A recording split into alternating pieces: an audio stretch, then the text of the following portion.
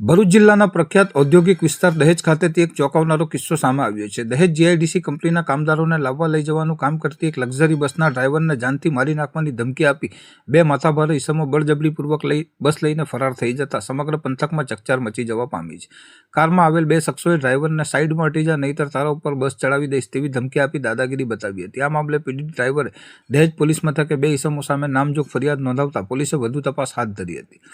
દહેજ પોલીસ મથકેથી મળતી વિગતો અનુસાર મૂળ મધ્યપ્રદેશના વતની અને હાલ વાગરા ખાતે રહેતા રવિભાઈ બાબુભાઈ પટેલ ભરૂચના ઋષિકુમાર આહિરની લક્ઝરી બસમાં ડ્રાઈવર તરીકે ફરજ બજાવે છે. તેઓ દહેજ જીઆઈડીસીમાં આવેલ એક ખાનગી કંપનીના કામદારોને લાવવા લઈ જવાની કામગીરી કરે છે. ગત તારીખ 21મીના રોજ સાંજના આશરે 7 વાગ્યાના સુમારે રવિભાઈ કંપનીના કામદારોને લેવા માટે દહેજ ખાતે પાર્ક કરેલી લક્ઝરી બસ પાસે ગયા હતા. જે દરમિયાન લખી ગામના ભાવેશ પ્રભુ આહિર અને દહેજના જયદેવસિંહ પરાક્રમસિંહ ગોહિલ પોતાની ઇકો ગાડી લઈને ત્યાં આવી પહોંચ્યા હતા. ઇકો કારમાંથી ઉતરીને બંને શખ્સો સીધા જ લક્ઝરી બસમાં બેસી ગયા હતા અને ભાવેશ આહિરે બસ ચાલુ કરી દીધી હતી. આ જોઈને ડ્રાઈવર રવિભાઈએ તેમને પૂછ્યું હતું કે અમારી બસ ચાલુ કરીને ક્યાં લઈ જાઓ છો?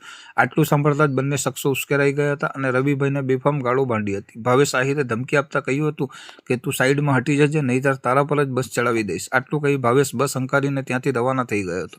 ત્યારબાદ જયદેવસિંહ ગોહિલે પણ ડ્રાઈવર રવિભાઈને ધમકાવતા કહ્યું હતું કે તું તારા શેઠ સાથે વાત કરી લેજે. આટલું કહીને જયદેવસિંહ પોતાની ઇકો ગાડી લઈને ત્યાંથી ફરાર થઈ ગયો હતો. પ્રાથમિક માહિતી મુજબ જયદેવસિંહના કહેવાથી જ ભાવેશ બસ લઈને ભાગી ગયો હોવાનું સામે આવ્યું છે.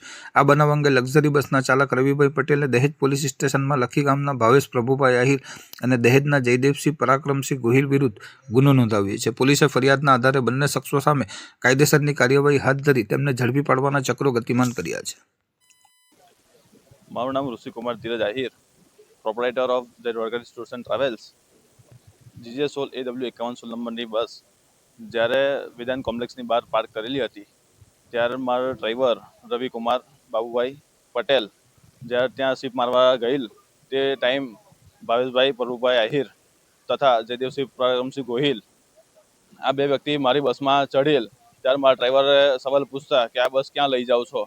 તો જયદેવસિંહ પરાક્રમસિંહ ગોહિલે જવાબ આપ્યો કે તારા શેઠ સાથે વાત કરી લેજે અને ડ્રાઈવરને એમ ધમકી આપી કે તું સાઈડમાં હટી જા બાકી તારી પર બસ ચડાવી દઈશ એમ ધમકી આપી રવિભાઈની સામે આ બસ લૂંટ કરી ગયા છે. તો મારે દહેજ પોલીસ સ્ટેશનમાં જણાવવાનું કે આ વસ્તુને મને ન્યાય મળવી જોઈએ. આરોપીઓને એરેસ્ટ કરવામાં આવ્યા છે? ના, આજ સુધી આજે લગભગ 3 દિવસ થઈ ગયા છે. 3 દિવસમાં હજુ કોઈ આરોપીને ધરપકડ થઈ નથી. તમે શું માંગણી કરો છો? હું એ જ માંગણી કરું છું કે